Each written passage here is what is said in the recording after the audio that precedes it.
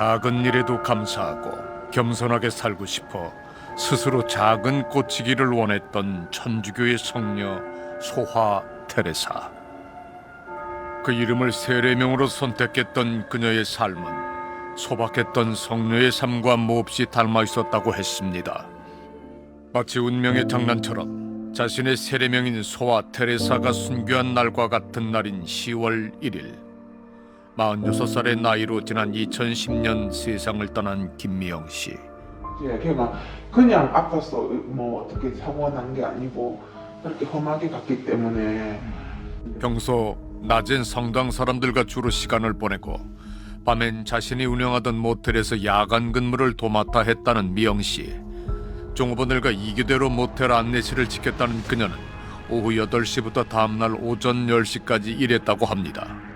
2010년 10월 1일 그날 역시 종업원들은 미영 씨와 교대를 하기 위해 오전 9시 40분경 모텔에 출근했고 모텔 안내실 문을 열었다고 합니다.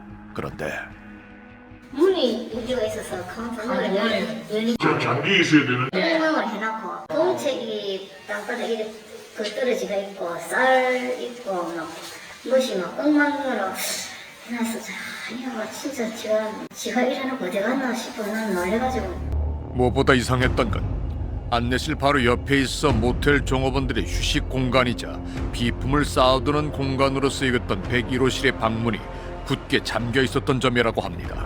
방문을 열어 일단은 그거 이불하고 뭐 이런 걸 갖다 놓고 할 건데 그래갖고 이 문이 여니까 안 열리자. 결국 열쇠 수리공을 불러서야 열 수 있었다는 101호실의 문을 열자 그곳엔 전혀 예상하지 못한 참혹한 광경이 펼쳐져 있었다고 합니다. 부산에서 40대 여성이 흉기에 찔려 숨진 채 발견돼 경찰이 수사에 나섰습니다. 모텔에서 누군가에 의해 처참히 살해된 채 발견된 40대 여성. 안타까운 뉴스의 주인공이 다름 아닌 미영 씨였던 겁니다. 옆구리와 복부, 가슴 부위에 30개, 양쪽 팔과 손에 6개, 얼굴과 목, 어깨 부위에 21개, 등과 허리에 17개, 피해자의 몸에서는 74개가 넘는 크고 작은 상흔들이 발견됐습니다. 가장 치명적인 손상은 가슴 부위 자창, 왼쪽 가슴 부위에 2개의 자창이 있고 그 2개 중에 하나가 들어가면 심장을 관통하고 또 하나는 이제 허파를 관통을 하는 손상을 입었고요. 그로 인해서 상당한 양의 출혈이 발생했을 것으로 보입니다. 피해자의 몸에 남은 방어흔을 봤을 때 범인과 상당한 몸싸움이 있었을 것으로 예상됐지만 사건 현장 어디에서도 범인의 것으로 보이는 혈흔이나 지문은 발견되지 않았다고 합니다. 수사에 큰 진전이 없던 그때 사건 해결의 실마리가 되어줄 중요한 단서가 포착됐다고 합니다. 당시 모텔 1층에 있던 식당 외부에 CCTV가 설치되어 있었던 겁니다. 그리고 그중 한 대의 CCTV가 모텔 출입구 쪽을 비추고 있었고 이곳을 드나드는 사람들의 모습이 담겨 있었습니다. 사건 당일 미영 씨가 사람들에게 마지막으로 목격된 건 오전 0시 43분경 모텔 안내실 창문을 통해 투숙객에게 수건을 건네던 모습이었습니다. 그리고 종업원들이 출근해 미영 씨를 발견한 시간은 오전 10시경이었습니다. 이 9시간 사이 CCTV에 찍힌 모텔 출입자는 모두 55명. 대부분은 다 확인이 됐는데 마지막에 한 명이 하나씩 동서에 기억이 안 돼가지고 그게 제일 아쉽죠. 2010년 10월 1일 새벽 2시 45분 인적이 조금 뜸해진 시각 파랑색과 하얀색이 섞인 상의에 검정색 계열의 바지를 입은 남성이 미영 씨가 운영하는 버킹엄 모텔로 들어섭니다. 그리고 약 30분 뒤 모텔을 나선 남성은 맞은편에 청소차와 청소부가 있는 것을 보곤 살짝 방향을 틀어 왼쪽 골목으로 사라졌습니다. 이것이 CCTV로 확인할 수 있던 남성의 마지막 모습이었습니다. 이 남성을 찾기 위해 경찰은 전단지까지 배포했지만 끝내 그의 신원을 확인할 수는 없었다고 합니다. 11년 전 그날 미영 씨에게 무슨 일이 있었던 걸까? 그리고 그녀를 잔혹하게 살해한 범인은 지금 어디에 있는 걸까? 우리 어렵게 구한 과거 모텔의 사진과 현장에 있었던 사람들의 증언을 바탕으로 11년 전 사건 당일의 상황을 그대로 재현해 보기로 했습니다. 그 모텔업 같은 경우는 현금을 다루는 그런 어떤 직종이기 때문에 이쪽을 다 뒤졌는데 돈은 그대로 놔두고 갔다라고 하는 것은 궁극적으로 이 범행 동기가 검정과는 상당히 거리가 있다라고 하는 것을 의미하는 것이죠. 그런데 사건 현장을 둘러보던 전문가들은 그날 모텔 안내실과 101호실의 문 상태가 범인에 대한 매우 중요한 단서가 될 수 있다고 말합니다. 문이 강제로 뜯겨져 있거나 파손돼 있다라고 하는 것이 아니라면 문을 열어줘도 자신의 어떤 안전과는 커다란 어떤 문제점이 없다라고 본인이 판단을 했기 때문에 문을 열어줬을 가능성이 크다. 범인은 이 101호실에서도 자신이 면식범임을 보여주는 또 다른 단서를 남겼다고 전문가는 말합니다. 바로 미영 씨에게 덮여있던 이불입니다. 결국에는 이후에 이렇게 덮어놓은 걸로 보이고 면식관계에서 시신을 덮어놓는다거나 얼굴이 안 보이게 해놓는다거나 이런 노력들을 많이 한다고 알려져 있어요. 미영 씨와 이미 아는 관계였을 것으로 보이는 범인. 그렇다면 사건 현장과 피해자 몸에 남은 흔적을 통해 재구성한 그날 101호실 상황은 어땠을까? 절창보다는 거의 자창이 많았고 방어훈에서만 절창이 보였어요.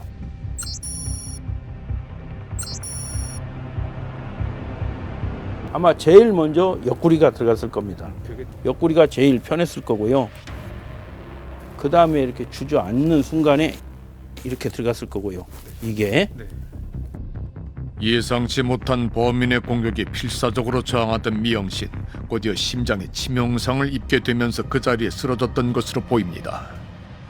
2차는 더 완전히 내려갔을 때 이쪽이죠. 얼굴. 예. 그래서 이 사람이 이제 고통을 못 이겨서 몸을 틀게 되겠죠. 그러면서 이제 이렇게 틀으면서 호흡이 이쪽으로 나갑니다. 그 호기 혈흔이 저쪽에 있는 변비 뚜껑에 묻어 있는 그 흔적은 볼 수가 있고요. 이 상태에서 여기서는 무차별 난자를 시작하는 겁니다. 등 부분에. 예. 지금 뒤에 거의 20개가 넘는 자국이 있거든요. 이 얘기는 쓰러지고 난 다음에도 계속 멈추지 않고 찌른 것으로 보인다. 감정이 통제가 안 되고 사망을 했을 수도 있는 지점들을 사실 확인을 안 한 채 오버킬의 행위 같은 것들을 지금 이 피해자에게 했던 것으로 보인다. 실제로 오버킬에 대해 연구한 논문에 따르면 오버킬의 경우 모든 가해자들은 면식범이었으며 피해자와 깊은 관계를 맺고 있는, 즉 가족이나 애인, 친구인 관계가 대부분이었다고 합니다. 피해자와 이미 안면이 있으면서 그녀와 원한이 있는 것으로 보인다는 범인. 그런데 미영 씨가 사망한 101호실 침대에서 발견됐던 피 묻은 수건, 그 속에서 한 남성의 DNA가 확인됐던 겁니다. 수거에서 나온 DNA는 여기 공사 아저씨들 DNA가 나와가지고 가스수색 영장 받아가지고 그 집을 제가 다 뒤졌거든요. 미영 씨의 혈흔이 묻어있던 수건에서 나온 DNA였던 만큼 모두가 모텔에 공사를 하러 왔던 수리공이 가장 유력한 용의자일 거라고 생각했습니다. 하지만 사건 당일 행적에서도 거짓말 탐지기에서도 그를 범인으로 의심할 만한 단서는 나오지 않았다고 합니다. 수리공이 범인이 아니라면 어떻게 피 묻은 수건에서 그의 DNA가 나올 수 있었던 걸까? 수레로 잠깐 갔다 오셨을까요? 육신은 진장인데 해봐야 그거는 들어간 입구에 식당 아니던데요. 그 식당에 진장을 뜯어가지고 물 새는 거 해가지고 저 바깥으로 내내는 그런 거 없어요. 현장에 그럼 엉뚱이 문진데 그 안에 들어갔다 놓으면 그럼 다음은 해보고 와야지 그래서. 모텔 1층에 있는 식당에서 공사를 했다는 고상진 씨. 그는 공사를 마친 후 여느 날과 다름없이 종업원들이 쓰는 모텔 101호실 화장실에서 간단히 먼지를 씻어냈고 그 과정에서 수건을 썼는데 그때 자신의 DNA가 남은 것 같다고 했습니다. 범행 후 태연하게 장갑에 묻은 피를 씻어내고 수건까지 사용한 범인. 그는 대체 누구인 걸까? 그런데 우리는 범인으로 의심받았던 수리공 고 씨로부터 아주 뜻밖의 얘기를 들을 수 있었습니다. 나는 애기가 분명히 가거든, 애기를. 이래서 저지르는 걸 분명히 가거든. 이 방을 그때 한번 술을 누리셔가지고 방을 술로 해설점에 가입견에 재정리고 있더라고. 미영 씨가 사망하기 3년 전 모텔에 공사를 하러 왔다가 그녀가 아기에게 분유를 먹이고 있는 것을 목격했다는 겁니다. 침대를 들어내야 돼. 침대를 다 들어야 공사가 되는 거야. 그래 따라보고 그 아저씨하고 좀 같이 좀 체하라고 했더만은 제가 아저씨는 그거 11달 되면 그 성당에서 아파가지고 작업 때문에 못 논다 이러더라고. 12월 크리스마스 이브가 되니까 못 논다 이러 해. 그 남자가 자주 왔었어요. 자주 왔어요. 그래서 도둑인 줄 알았어요. 미영 씨가 아기에게 분유를 먹이던 그 무렵 자주 목격되곤 했다는 젊은 남성. 안 그러는데 밤에 9시 오고 8시 오고 이 영업을 안 하는 거라 얘가 스쳐 지나가는 말로 이상한 그런 사람들을 만난 것 같은 느낌을 들었어요. 아 모릅니까? 오래돼가지고 그거 가지고 왜 기억하는 거야? 당시 모텔 종업원이었던 이태진 씨는 미영 씨가 사망하기 전 그녀를 찾아온 낯선 사람들을 목격했다고 했습니다. 그 흔적이 더 희미해지기 전에 우린 당시의 기억을 되짚어 볼 생각입니다. 남자 1명, 여자 3명이에요. 자, 잘 들어보세요. 무슨 상황인 것 같고 무슨 얘기를 하는 것 같아요? 기도하는 것 같아요. 최면을 통해 떠올린 기억, 그 기억 속엔 젊은 남성 1명과 중년 여성 3명이 있었습니다. 그런데 뭐 했냐고 물어보셨어요? 그랬더니요.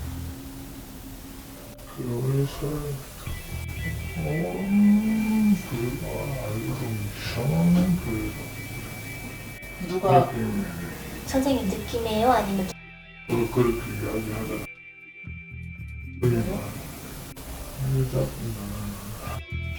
남자분은요?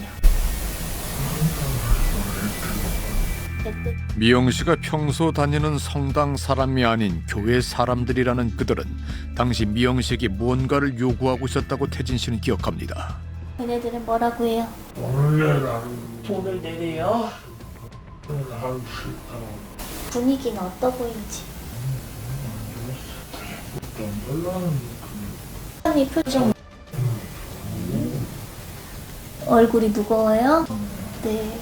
최면을 통해 태진 씨가 찾아낸 기억은 또 있었습니다.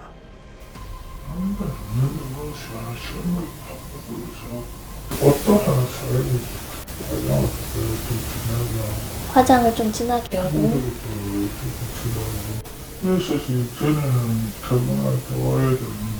와야 되는데.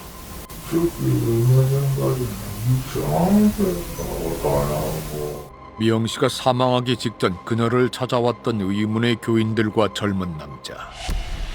혹시 이 남자가 미영 씨가 사망하기 전 만났다는 젊은 남성일 가능성은 없는 걸까? 사건 당일 오전 2시 45분경 모텔에 들어왔던 남성은 약 30분 뒤인 오전 3시 16분경 모텔에서 나갔습니다. 그렇다면 미영 씨의 사망 추정 시각은 언제일까? 기본적으로는 이제 가장 정확한 방법인 직장 체온을 이용한 방법으로는 6시간 정도? 그 정도가 나오는 것 같네요.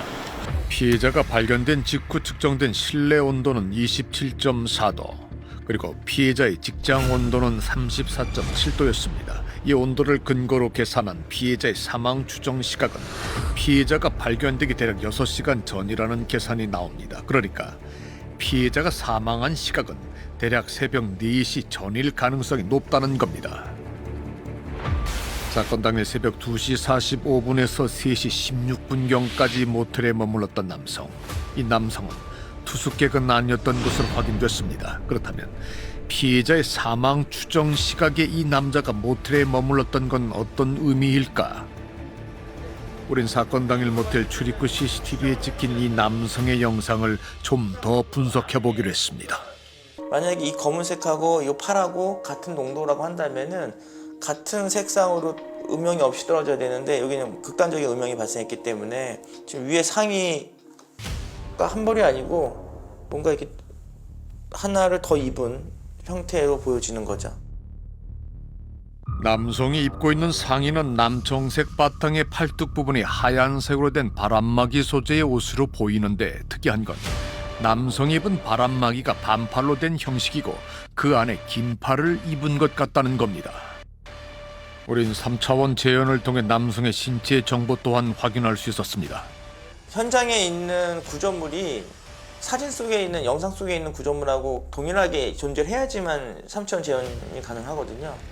실제 영상 속에 있는 왼쪽에 특정 그 벽 구조물이 그대로 존재하기 때문에 그걸 기체에서 저희 주셨고, 그 값을 가지고 이 영상 속에 있는 2차원 이미지를 3차원으로 복원을 한 다음에 3차원 계측을 들어갔어요.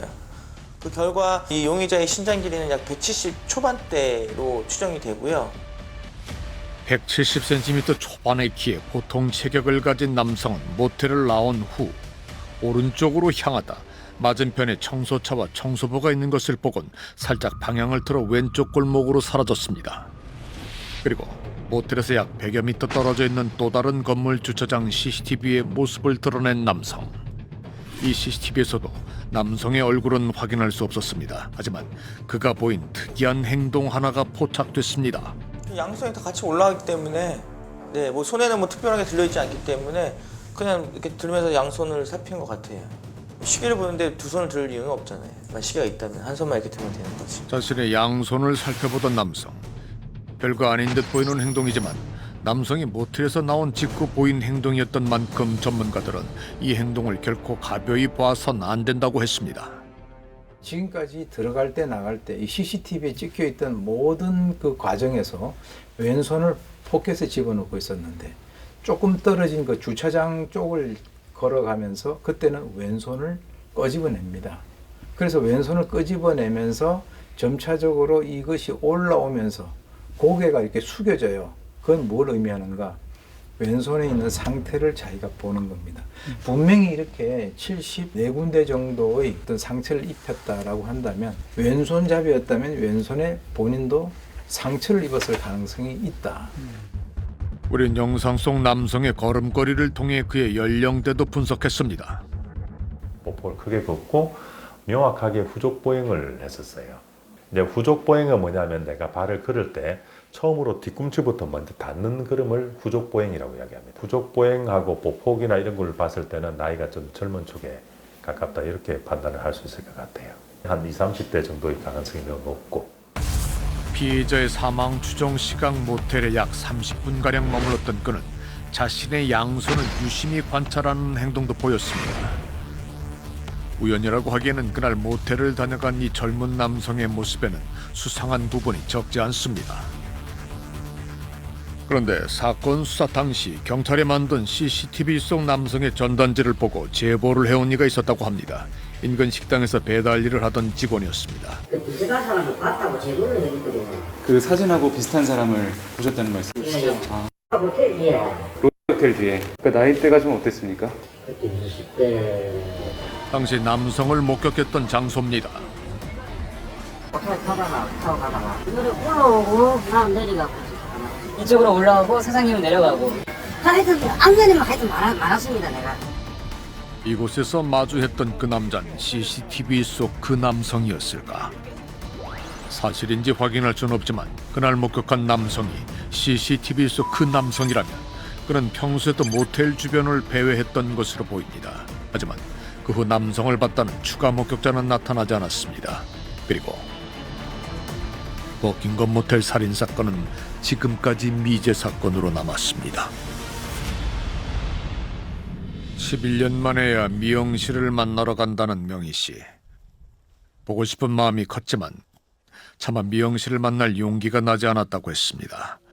소아대에서 미안해, 나 머리가 많이 와서 범인을 꼭 잡을 수 있도록 많은 사람들이 노력하고 꼭 잡힐 거다. 다음에 이곳에 올 땐 오늘 미영씨에게 한 이 약속을 꼭 지킬 수 있기를. 그래서 이제라도 그녀의 눈물 어린 한이 풀릴 수 있기를 우리 역시 명희씨와 같은 마음으로 간절히 바라봅니다.